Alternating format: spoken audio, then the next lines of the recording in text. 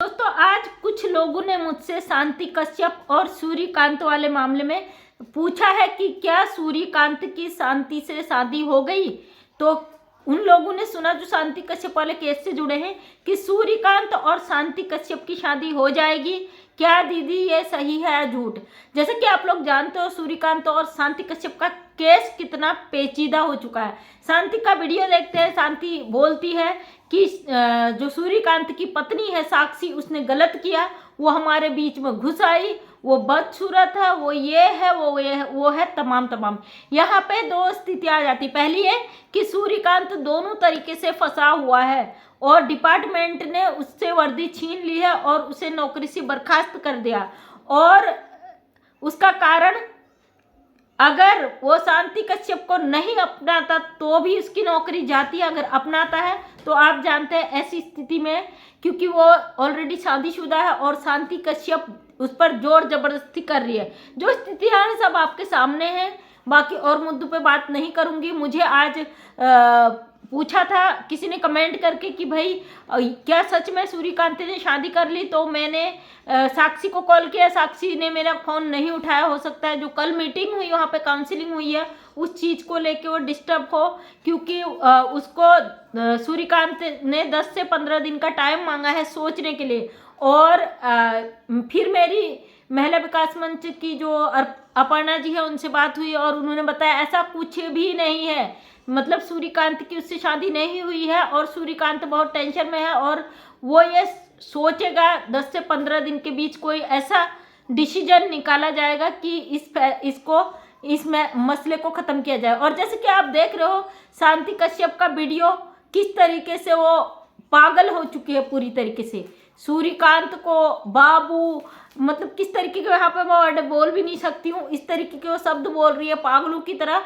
और कई लोग, मैं कह रही हूँ आप कैसे पब्लिक हो जो उसे कमेंट करते हो, भाई शांति के साथ इंसाफ करो। ऑलरेडी वो 20 साल की लड़की उसकी पत्नी है, ये 40-45 साल की औरत जिसका बेटा भी 16-17 साल का है और 12-13 साल की उसकी बेटी है, अपने पति को छोड़कर ये एक ऐसी जिद पकड़ के बैठी है कि जो पूरी नहीं की जा सकती है। इसके वीडियो में किसी ने कमेंट किया है कि भाई बच्चे जब छोटे होते हैं माँ बाप से चाँद और सूरज लाने की जिद करते हैं तो माँ बाप उनको बहलाने के लिए खिलौना देकर टाल देते हैं। तो शांति कश्यप की जो जिद है एक नादान बच्चे की जैसी जिद है कि मुझे सूर्यकांत चाहिए तो चाहिए। और जो एक मैडम है जो महिला विकास मंच की, ये कुछ जो सरिता मैडम, तो उनका कहना है कि भाई वो सच्चा प्यार करती है, वो सब दिखता है। हमारा कानून कभी इन चीज़ों को नहीं देखता है। कानून देखता है कि रजिस्टर्ड शादी की है, क्या उसके पास शादी का प्रूफ है। अगर ऐसे तो कोई भी औरत मुंह उठा के आ जाएगी कि भाई मैं इसकी पत्नी हूँ, मैं इसे प्यार करती थी, इसने मुझे फ़ोन नंबर दिया था, या हमारा ट्रेन में प्यार हुआ। तो ऐसे तो मतलब शादी शब्द का कहीं कोई अर्थ ही नहीं रहता है ना। तो ऐसे तो कोई भी मतलब जो हमारे भारतीय कानून में लिव इन रिलेशनशिप को जो मान्यता दे दी, क्या ये कम है जो समाज को गंदगी जा रही है। आज साक्षी, क्योंकि मेरे को कॉल कर लेती थी या मेरा कॉल उठा लेती थी, आज उसने मेरा फ़ोन नहीं उठाया। ये कॉल मैंने इसलिए किया ताकि मेरी व्यूअर्स का जो मुझसे सवाल था कि मैडम आप पता करें कि सच, ये बात सच है या नहीं। ये बात सच नहीं है कि सूर्यकांत और शांति की शादी हो गई। वो आपको शांति की वीडियो से भी पता चल गया होगा। कभी तो वो खुश होती कि भाई आज मैं बाबू से मिली, ये हुआ वो हुआ तमाम चीज़ें, और कभी कहती है कि साक्षी ये ऐसी है वैसी है। मतलब साक्षी तो सोशल मीडिया पे आना भी नहीं चाहती है। उससे मैंने बोला भैया आप अपना कानूनी तरीके से लड़ाई लड़ो, अपना वो करो। तो उसने बोला मैं सोशल मीडिया पे नहीं आनी चाहती, इसीलिए मैं कुछ भी ऐसा, मैं नहीं चाहती मेरा नाम लिया जाए। उसके बाद लगातार साक्षी का नाम लिया जाता है, उसको उसके बारे में गलत सलत बोला जाता है। गलती सूर्यकांत की थी, उसको सजा मिल चुकी है, उसको नौकरी से फिलहाल बर्खास्त किया गया है। अब वो दोनों तरफ से फंसा हुआ है।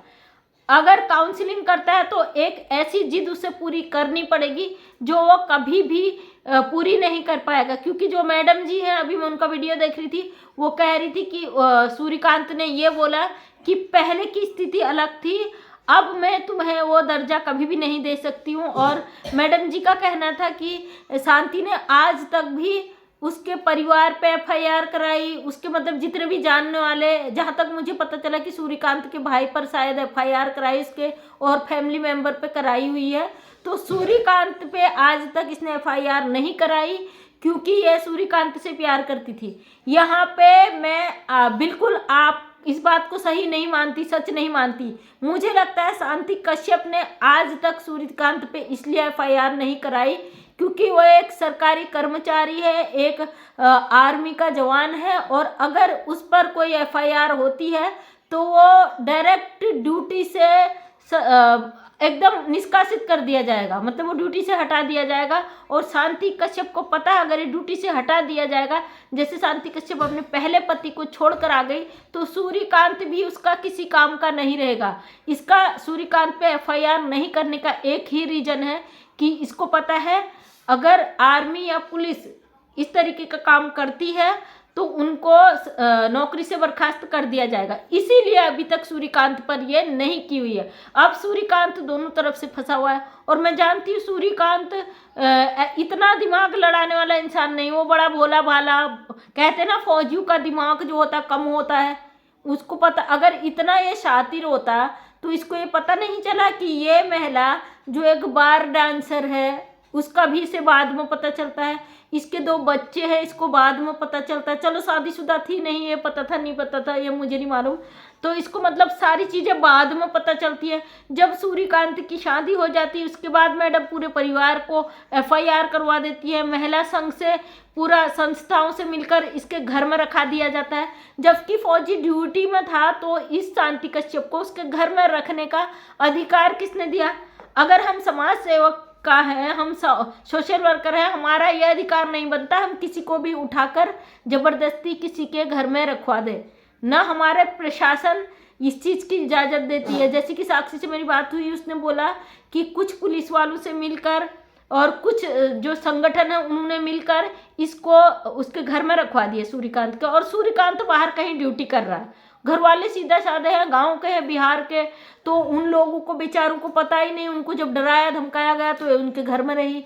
तो ये लिखित करके, भाई जब ऐसे मामले होते हैं तो कोर्ट से निपटते हैं, उसके लिए कोर्ट से जब ऑर्डर आता है लिखित का, वो भी कोर्ट में सारे एविडेंस पेश करने पड़ते हैं कि ये उसकी पत्नी है और इसके साथ ये वास्तव में ये प्रताड़ित है। जब वहाँ साबित होता है तभी जाके कोर्ट ऑर्डर करता है कि भाई इसको वहाँ रहने की इजाज़त दी जाए। यहाँ पे अब क्योंकि शांति ने कई वीडियो में कहा अभी तक मैंने नौकरी नहीं खाई है, मैं नौकरी खा जाऊंगी, और ये बात तो 100% सत्य है कि शांति की बात नहीं मानी गई तो ये कुछ भी कर सकती है। जो आज मैडम जी कह रही हैं कि इसके ये सच में प्यार करती है। अगर हमारे देश की 16-16, 17 साल की बच्चों की माएँ ऐसे 20-20 साल के लड़कों से प्यार करने लगी भाई अपना घर पति छोड़ के, तो ये समाज हमको कौन सा दिशा देगा, कौन सा रास्ता दिखाएगा? तो फ्रेंड्स कमेंट करके ज़रूर बताना कि आपकी राय क्या है। मैं जानती हूँ शांति से कुछ लोग ऐसे जुड़े हैं जो ऐसे कमेंट्स करते हैं शांति को कि आपके प्यार की जीत होगी, ये होगा वो होगा, तमाम चीज़ें।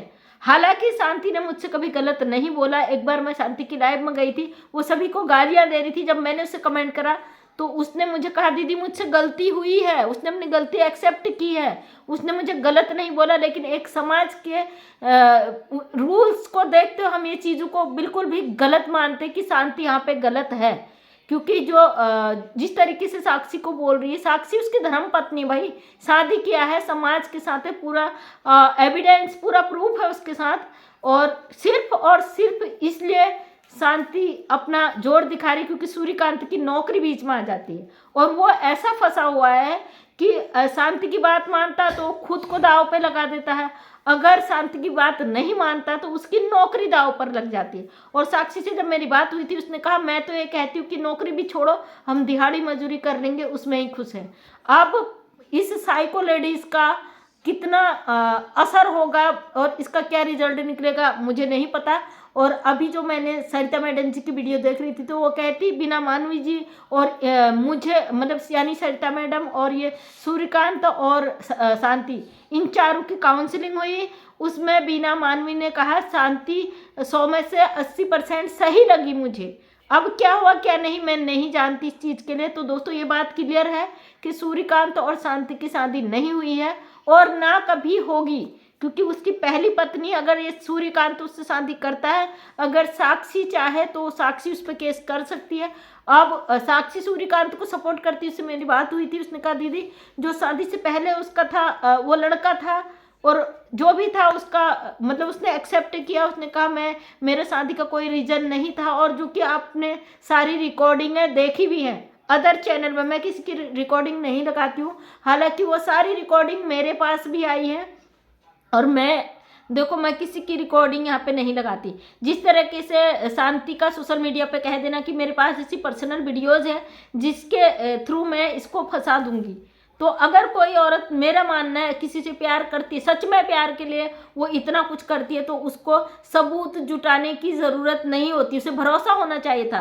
शांति को भरोसा नहीं था, वो एक बार में डांस करती थी, उसे लगा कि भैया मुझे इज्जत मिल रही है, फौजी की वर्दी के थ्रू मैं उसकी बीवी का दर्जा ले सकती हूँ। तो जैसे कि मुझे शांति के बच्चों की भी रिकॉर्डिंग आई है, वो मेरे पास भी है। बेटी का कहना कि मम्मी ने मेरा नंबर ब्लॉक कर दिया, वो हमसे बात नहीं करती।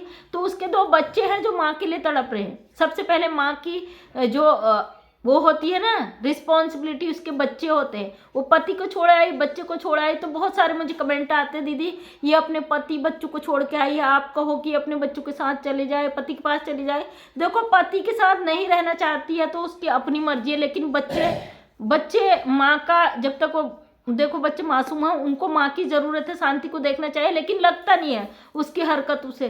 जो ये कहती मैं दुखी परेशान भूखी रेलवे स्टेशन पर रही, इसके मेकअप से, इसके रहन सहन से आप अंदाज़ा लगा सकते हो कि ये कितनी दुखी और परेशान है। फिलहाल मैं अपडेट देने के लिए वीडियो बनाया कि बहुत ज़्यादा लोग मुझसे पूछ रहे थे कि सच में इसकी शादी हो गई, तो इसकी शादी नहीं हुई है। फौजी भाई ने 10 से 15 दिन का टाइम मांगा है, देखिए अब क्या करते हो, क्या उनका रिजल्ट आता है। अगर जो भी मुझे अपडेट मिलेगा वो मैं आप तक पहुंचाऊंगी। थैंक यू सो मच दोस्तों, मैं मंजू विश्वकर्मा हल्द्वानी उत्तराखंड से एक समाज सेवक हूं। अपने वीडियो के माध्यम से हमेशा सच को सामने लाने की कोशिश करती हूँ। उम्मीद करती हूँ वीडियो पसंद आए होगा, अगर पसंद आए तो लाइक शेयर कमेंट करें। नेक्स्ट टाइम मेरा वीडियो देखना चाहते हैं तो चैनल को सब्सक्राइब करें। थैंक यू सो मच, सभी का तहे दिल से धन्यवाद।